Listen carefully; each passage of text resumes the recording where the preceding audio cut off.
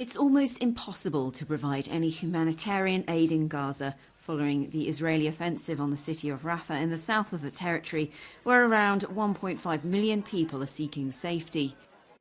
The United Nations Agency for Palestinian Refugees classifies the designated safe zones as a no-man's land. The agency director for Europe told Euronews that she fears for the 800,000 people who are once again on the move in search for safety. Al-Mawasi, for example, is an area which is very sandy. It doesn't have infrastructure, it doesn't have water or sanitation, and therefore is extremely difficult for people to access their very basic needs. When people leave from their shelters, you have to move your teams as well, and you are not always able to move your supplies or your equipment to be able to provide primary health care to people. UNRWA used to run 22 primary health centres in Gaza, but now has just 7 and some mobile clinics. Trucks bringing food, medical supplies and other essential aid are increasingly scarce. What we need is land crossings to be open.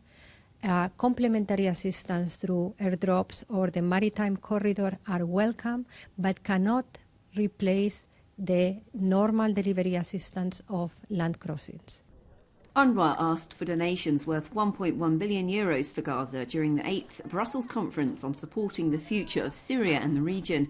It also needs €414 million to take care of almost 500,000 Palestinian refugees living in Syria. Even if it's now 14 years since the war started, it doesn't mean that things are better for people in Syria. Let me just refer quickly to one example, because I was in Syria visiting our schools, and I learned from our teachers that our students faint in the classrooms because they come to school without food. UNRWA lost important financial support following Israeli accusations that 12 of its 13,000 workers were helping the Hamas movement. Pending an investigation, some countries have resumed funding, including the EU.